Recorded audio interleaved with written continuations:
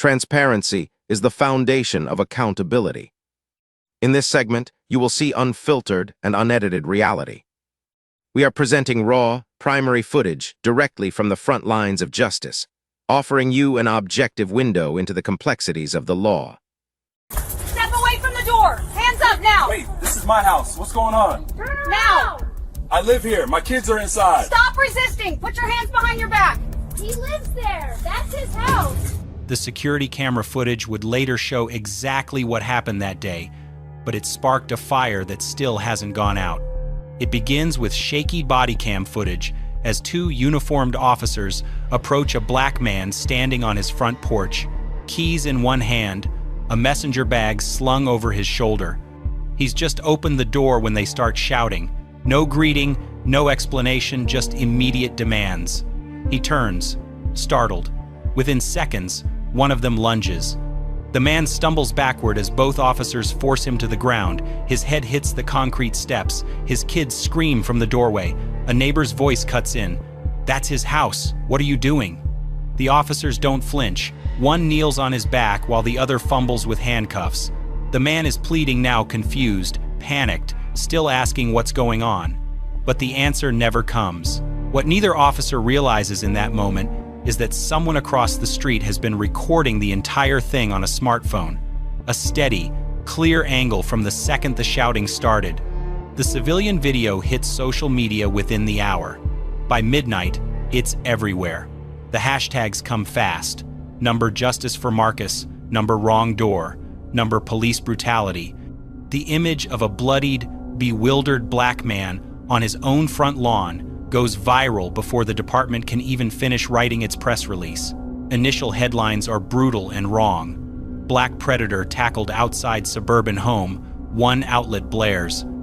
Another, police stop potential threat in family neighborhood. No one bothers to check who the man actually is. The word predator spreads like wildfire, baseless, damaging, and deliberate. It takes less than 12 hours for the narrative to start collapsing. By morning, national media has picked up the story. Major networks run both clips side by side, the body cam footage showing escalating force with no cause, and the bystander video that shows what the officers missed or ignored. The court of public opinion turns fast. What was framed as a heroic stop starts to look a lot like an unprovoked assault. The question on everyone's mind now isn't, what did he do? But why was he ever touched? The real story isn't about a predator. It's about a father, and the truth is just starting to surface.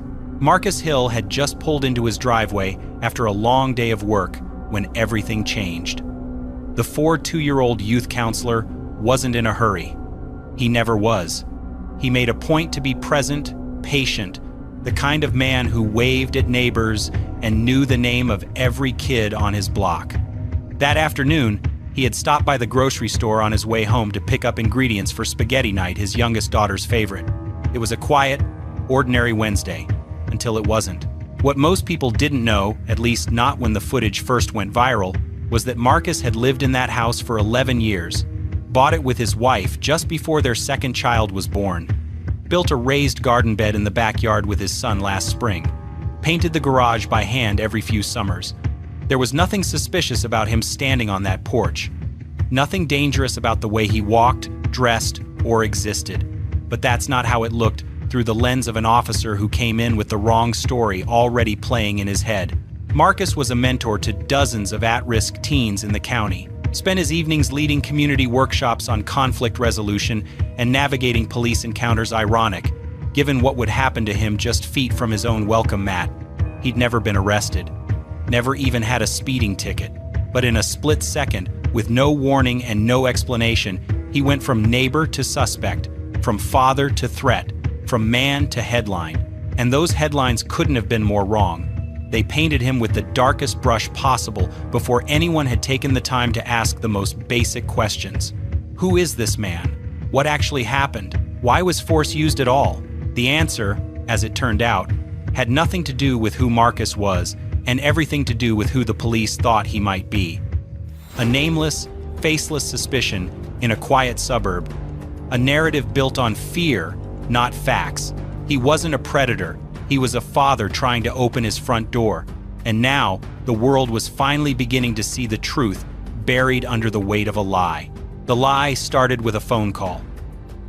At 4:12 p.m., a woman living 3 houses down from Marcus dialed 911. Her voice, calm but loaded with coded panic, described a tall black man standing near a group of children at the park across the street. She said he looked out of place, claimed he had been watching the kids a little too long, and that she was worried something might happen. She didn't say he had done anything, because he hadn't. Dispatch logged it as a possible child predator. No name, no description beyond race, height, and clothing. No effort to verify if the man was actually doing anything illegal, no conversation with the kids, no approach, no interaction.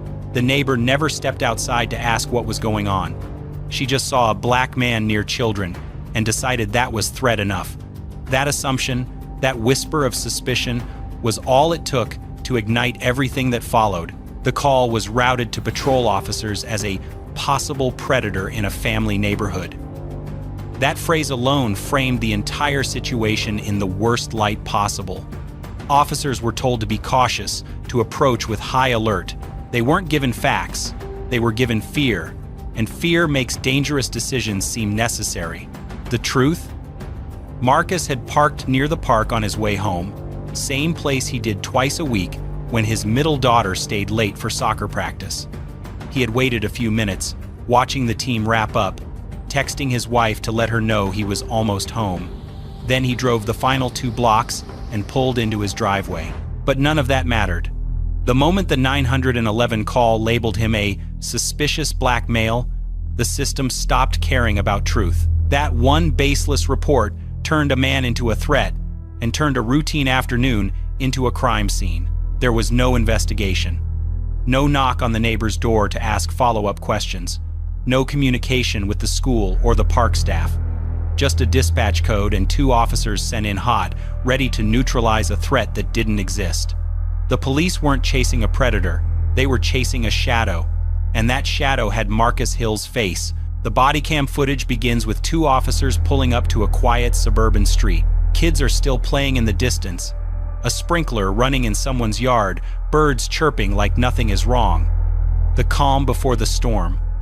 The timestamp reads 4:19 p.m. Marcus is already walking up his driveway, keyring in one hand, grocery bag in the other. The officers don't announce themselves as they exit the vehicle. No introduction, no explanation, just sharp, escalating commands. "Hey, step away from the door! Turn around! Let me see your hands!" Marcus freezes, confused. His back is half turned, the front door cracked open. His daughter's voice echoes faintly from inside. "Daddy?" He doesn't run, doesn't argue. He lifts his hands slowly, still trying to figure out what's going on. He says, "This is my house." But by then, it's too late. One officer closes the distance fast. The footage captures Marcus's body jolting as he's slammed against the porch railing. The other officer grabs his legs. Together, they drag him to the ground. His phone skitters across the concrete. The grocery bag splits open, oranges rolling into the flower bed. He asks again, "What's happening?" His voice is steady, strained, still polite, still believing there must be some mistake. But the only response is weight on his back, plastic tightening around his wrists, a knee pressing down just a little too long. The porch camera above his door, the one Marcus had installed to protect his family, records everything from a second angle. Inside, his children are crying. A neighbor yells from across the street, "He lives there! What are you doing?" But the officers don't stop. They're not listening. They're executing a scenario that was already written before they arrived. They didn't ask for ID. They didn't check the address. They didn't knock on the door to speak to anyone inside. They came in hot because someone said, "Suspicious black man," and that was all they needed. The footage would later be analyzed frame by frame, used in lawsuits, hearings, training seminars. But in that moment, it was just a man trying to go home, and a system too blind to see him as anything more than a problem to subdue. The takedown happens fast, so fast that later, when investigators slow the footage down frame by frame, they're stunned by how little time passed between the first shouted command and the moment Marcus hit the concrete. Both officers pile onto him at once. One drives his shoulder into Marcus's back, forcing him down with the full weight of his body, while the other grabs Marcus's arms and yanks them behind him. Marcus's cheek scrapes against the rough porch steps. His glasses fall off. His keys scatter. He tries to lift his head to speak, but a knee presses down on the side of his neck, pinning him in place. His children are standing in the doorway now, wide-eyed, terrified, frozen. His youngest son, only 6, grips the doorframe like he's bracing for the house itself to crumble. His daughter's voice cracks as she cries, "Daddy, stop. Please stop hurting him." The officers don't acknowledge her. They don't acknowledge anyone. They shout over the chaos, over Marcus's attempts to explain, over the neighbors pleading with them to listen. "This is my house," Marcus manages, his voice muffled by the concrete and the weight crushing his chest. "What did I do? Please just tell me what's going on." But the officers keep barking the same line. "Stop resisting. Stop resisting." Except he isn't resisting.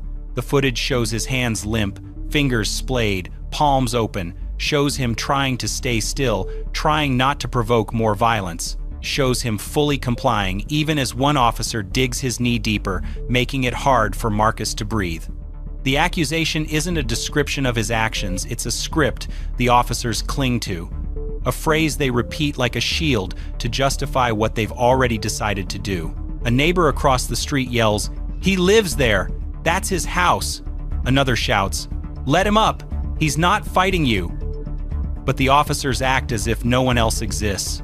One tightens the cuffs around Marcus's wrists until the metal bites into his skin. The other keeps his knee planted, eyes darting around like he's expecting an ambush instead of a front porch full of crying children. In those agonizing seconds, Marcus stops speaking, not because he's giving up, because he can't get enough air. And the footage, which the world will soon watch in outrage, captures the exact moment when a peaceful man becomes a victim of a narrative he never chose, a narrative written for him long before he stepped onto his porch. It starts with one voice, an older woman from 2 houses down, a retired teacher known for keeping a watchful eye on the block. She's the first to step off her porch, phone already recording. "That man lives there," she shouts, her voice quivering with fury and disbelief. "You've got the wrong person. Let him go." Her words slice through the commotion, but the officers don't even glance her way. Within seconds, others come out too. A man walking his dog stops mid-stride and pulls out his phone. A couple unloading groceries freezes, witnessing the scene unfold like something out of a nightmare. More neighbors gather along the sidewalk, drawn by the shouting, the crying, the unmistakable sound of children in distress. Marcus's 10-year-old daughter steps onto the porch, sobbing uncontrollably. Her voice is the kind no one forgets, the kind that hits the internet and haunts millions. "Please stop hurting my daddy. Please," she cries, her hands shaking as she reaches toward him before a neighbor gently pulls her back. The recording captures everything: her fear, her desperation, the crack in her voice when she realizes the officers don't care. A teenager biking past drops his backpack, stunned, then quickly lifts his phone to film. A mother nearby shields her toddler's eyes but keeps recording with her free hand. The air is thick with disbelief, because everyone watching knows Marcus, knows his family, knows he's never been anything but kind, patient, and gentle. The retired teacher steps closer, her voice gaining strength. "He works with kids. He's a counselor. You're making a mistake." But the officers keep insisting Marcus is resisting, even as his body lies completely motionless beneath them. Then someone in the gathering crowd, a young woman passing through on her way to the grocery store, uploads her video to social media. She adds a simple caption: "Police tackled my neighbor on his own porch. He wasn't doing anything." By the time she finishes typing those words, the post is already gaining traction. By the time she reaches the produce aisle, it has thousands of views. By the time she checks out, tens of thousands. And by nightfall, the clip will be everywhere shared, reposted, dissected, and condemned. What happened on one quiet street is no longer a neighborhood incident. It's a national story.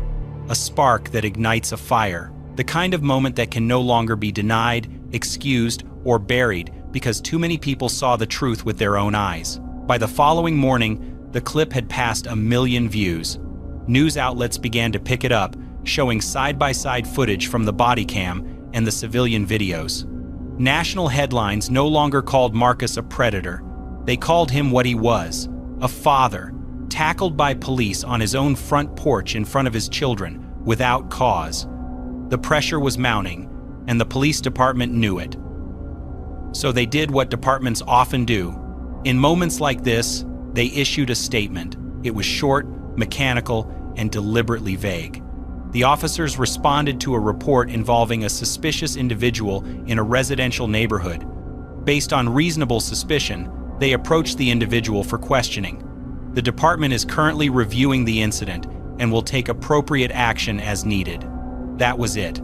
No mention of Marcus by name, no acknowledgement that the man detained was a homeowner, no mention of the children who witnessed the violence or the crowd of neighbors who tried to intervene, and certainly no mention of the knee on his neck. Instead of calming the storm, the statement poured gasoline on it. The phrase, reasonable suspicion, ignited immediate backlash. Reasonable to whom? Based on what? No evidence had been presented, no clarification offered, just bureaucratic language designed to cover liability, not explain the truth. Community members organized quickly. The same neighbors who had filmed the incident started a petition calling for the officers to be suspended pending investigation. Within hours, it had over 25,000 signatures. Local leaders spoke out, demanding transparency. Protesters gathered outside the department headquarters by sundown, holding signs that read, "Wrong door, wrong man, every time, and your reasonable could have killed him." Inside the department, leadership scrambled. Public relations staff worked late, trying to get ahead of a story that had already left them behind. But the damage was done. The statement, or lack of one, had confirmed what many feared. They weren't going to tell the truth unless they were forced to. What happened to Marcus Hill wasn't a misunderstanding. It was the result of a system conditioned to assume the worst when a black man is involved and to defend its assumptions even after the facts collapse. But now, those facts were coming into the light, and there would be no easy way to spin them. The real unraveling began not with a press conference, but with a local investigative journalist who didn't buy the department's story. She filed a public records request for the original 911 call, and what she uncovered shifted the narrative permanently.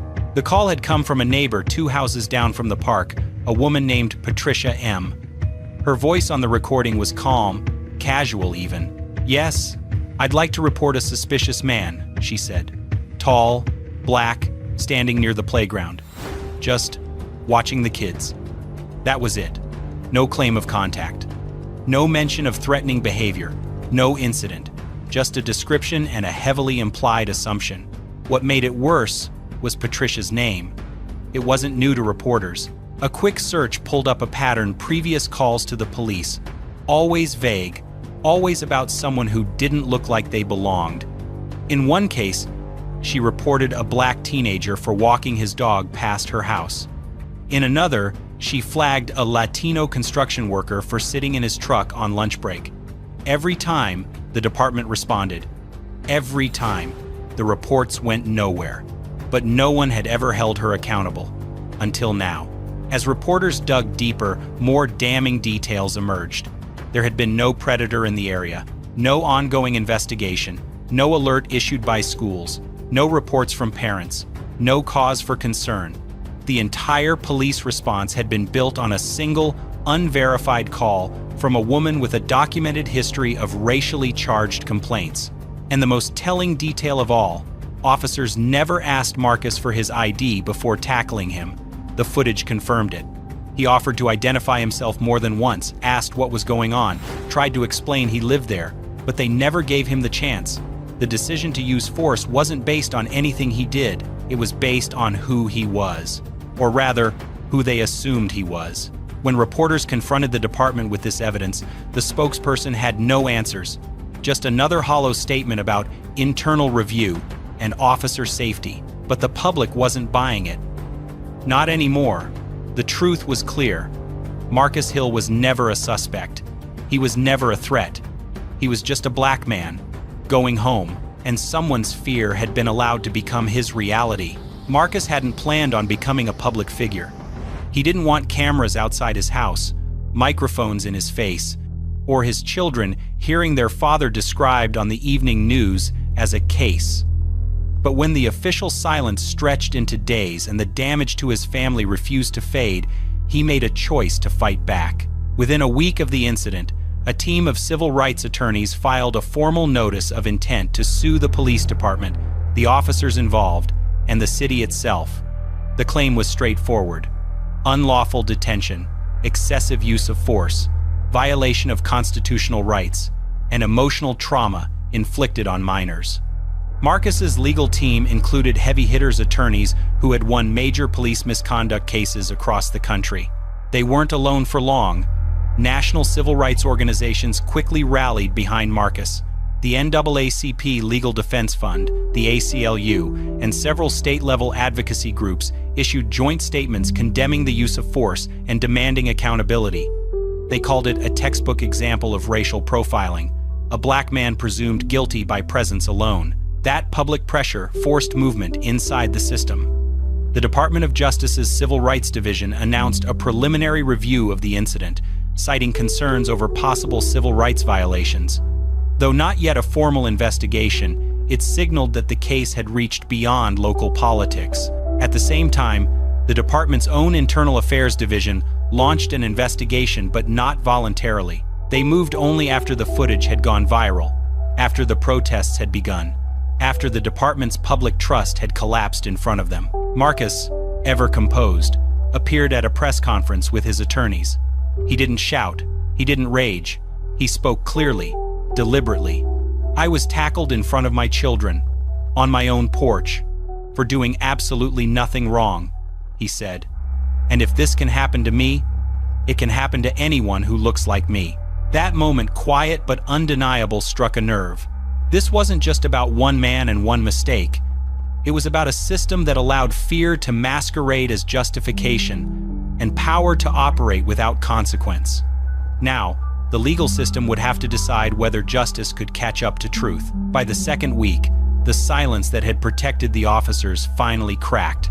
The department announced that both men involved in Marcus's takedown were being placed on administrative leave, pending the outcome of ongoing investigations. What they didn't mention, but what local journalists quickly uncovered, was that one of the officers, Sergeant Dean Keller, had a history. 4 previous complaints of excessive force, 2 involving black men during traffic stops, 1 internal reprimand, no suspensions. His personnel file read like a warning that no one had bothered to heed. The other officer, Officer Ray Moore, was newer, less documented, but not without incident. Both now faced not just departmental scrutiny, but civil litigation and potential federal inquiry. Meanwhile, the woman who made the 911 call was no longer anonymous. Her name, Patricia Morgan, had been made public after court filings listed her as a contributing party to the events that unfolded. And while criminal charges were unlikely, Marcus's attorneys confirmed she would be named in the civil suit for knowingly filing a false report that triggered the violent encounter. Civil liability wasn't just a possibility, it was now a certainty. The city council, sensing political fire under their feet, called an emergency meeting. The chamber was packed wall to wall with residents demanding answers. Dozens spoke during public comment: teachers, pastors, students, parents, people who had known Marcus for years, who had coached his kids, sat next to him at community events, watched him build a life on that very street. Their message was unified and loud: this should never have happened. Outside, a protest line stretched down the block. Handmade signs read, "Stop Police Terror," "Black Lives Matter Here Too," and "Justice for Marcus." Chants echoed against the glass of City Hall. For the first time in years, the local government had to face the people it served, and they were angry, organized, and unwilling to be silenced. That night, the mayor issued a statement pledging transparency and reform. But to the people in the streets, words were no longer enough. A man had been violently pinned to the ground in front of his children because of someone else's fear, and the system tried to act like it was standard procedure. That illusion had shattered, and now, consequences were finally beginning to fall. The interview aired on a Tuesday evening, exactly 3 weeks after the incident. The nation had seen the footage. They had read the headlines, seen the protests, heard the legal arguments, but they hadn't yet heard from the man at the center of it all. Marcus Hill sat across from the anchor, no script, no lawyer at his side, just a calm, measured presence that spoke louder than outrage ever could. He wore a navy sweater and the same glasses that had been knocked from his face during the takedown. His hands stayed folded in his lap as the interview began, but his eyes told the story before he even spoke. When asked what he remembered most about that day, he didn't talk about the pain or the cuffs. He talked about his daughter's voice. Hearing her scream for them to stop, he said quietly, "That's what plays on a loop in my head." He explained what it felt like to be labeled a predator on his own property. The surreal moment when strangers believed he was something monstrous simply because of where he stood and the color of his skin. "I've worked with kids for over 15 years, he said. "I've given my life to keeping them safe, helping them stay on the right path. And all it took was one call, one lie to turn me into a suspect in my own driveway." But Marcus wasn't there for revenge. He wasn't calling for heads to roll. He was calling for something harder: accountability. "This isn't just about me," he said. "It's about a system that's built to act first and ask questions later when black people are involved. I don't want apologies.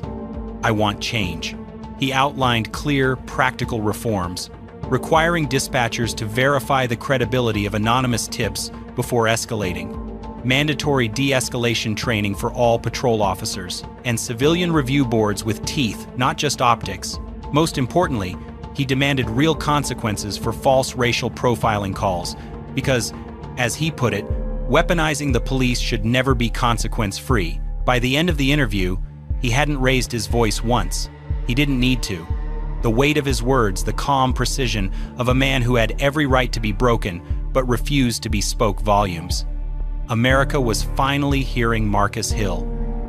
And it was impossible to unhear him. The department held a press conference the following week, framed by 2 flags and a podium flanked with nervous-looking officials. The chief, in full uniform, read from a prepared statement, announcing a list of significant reforms inspired by what had happened to Marcus Hill.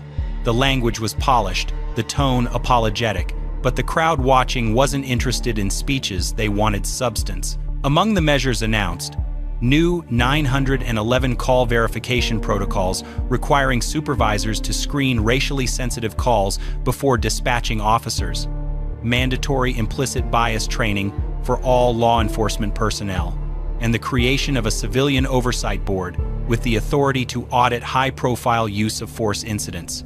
On paper, it sounded like progress, but outside the press conference, not everyone was convinced. Civil rights groups cautiously praised the reforms but noted that similar promises had been made in the past and quietly walked back once public attention faded. Protest leaders called it window dressing. One speaker put it bluntly, "You don't get credit for fixing a problem you caused. You get credit when that fix prevents the next Marcus." Very too mild as other. Critics also pointed out what the department didn't say. No timeline for discipline. No public release of the internal affairs findings. No mention of whether Sergeant Keller, whose record included multiple use of force complaints, would remain on the force. The officer with the knee on Marcus's neck hadn't even been fired. Meanwhile, Marcus's federal lawsuit continued to gain traction. Depositions were scheduled. Discovery had begun. Legal analysts predicted the city would settle quietly, but Marcus's team wasn't interested in silence. They wanted court records. They wanted precedent. The Department of Justice's Civil Rights Division confirmed their formal investigation was still underway, citing a possible pattern of discriminatory conduct within the department. Depending on their findings, the city could face a federal consent decree, a long-term agreement requiring sweeping changes under court supervision. And as all of this played out, Marcus kept showing up to council meetings, to press briefings, to neighborhood forums where parents asked how to protect their kids from ever going through what his had seen. He didn't speak often, but when he did, he reminded people of one simple truth. The real threat that day wasn't Marcus Hill. It was a system that saw his skin before it saw his humanity. And unless that system changed, it would happen again somewhere else, to someone else, in front of another set of terrified children. Because justice isn't just about one man standing back up. It's about making sure no one like him is ever knocked down that way again. This video was intense, but this video on the right-hand side is even more insane. Uncovering the truth is more important now than ever.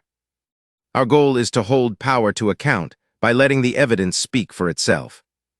The records don't lie.